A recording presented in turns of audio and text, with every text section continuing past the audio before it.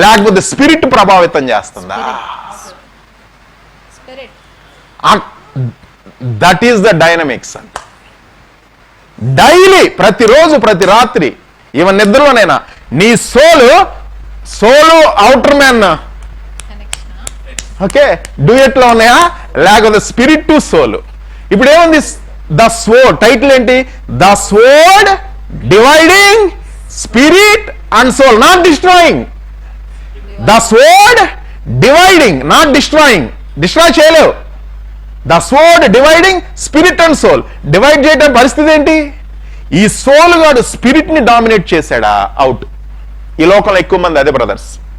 మీరు చదువుకోవాలనుకుంటారు, సడన్ గా ఒక క్యారెక్టర్ ఎంటర్ అయింది, ఏదేదో చెప్పిద్ది, ఆ చదువు నుంచి డిస్ట్రాక్షన్ చేస్తుంది. నీ సోల్ బాగా పనిచేస్తుంది. నీ స్పిరిట్ ఏం చెప్తుంది? చదువు, బాగా హార్డ్ వర్క్ చేయి, ఈరోజు ఇది కంప్లీట్ చేయాలి, స్పిరిట్ చెప్తా ఉంటది. కానీ సోల్ ఏమంటదంటే ఏదో బయట ఇన్ఫ్లుయెన్స్ అయిపోయి స్పిరిట్ ని సప్రెస్ చేసి నిన్ను డిస్ట్రాక్ట్ చేస్తుంటది. ఏ ఫీల్డ్ అయినా ఇదే.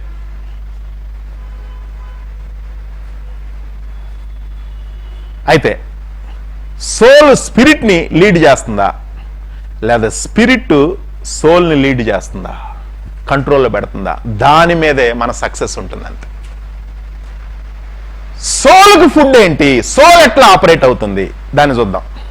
సోల్ ఈజ్ నథింగ్ బట్, ఇప్పుడు ధనవంతుడు చనిపోయాడు, ధనవంతుడు మాట్లాడుతున్నాడా, నొప్పి ఫీల్ అవుతున్నాడా, ఆలోచిస్తున్నాడా? ఓకే, పంచేంద్రియాలు. అయితే ఈ పంచేంద్రియాలు చూడండి, గ్లాసెస్ ఎందుకు పెట్టాను నేను? ఈ గ్లాస్ లెన్స్ అనేది అవుటర్ బాడీ, నేను సోల్. ఈ సోల్ బయట వాళ్ళతో ఇంటరాక్ట్ అవ్వాలంటే పంచేంద్రియాల ద్వారానే చూడాలి, ఫీల్ అవ్వాలి, స్మెల్ చేయాలి, వినాలి. ఓకే,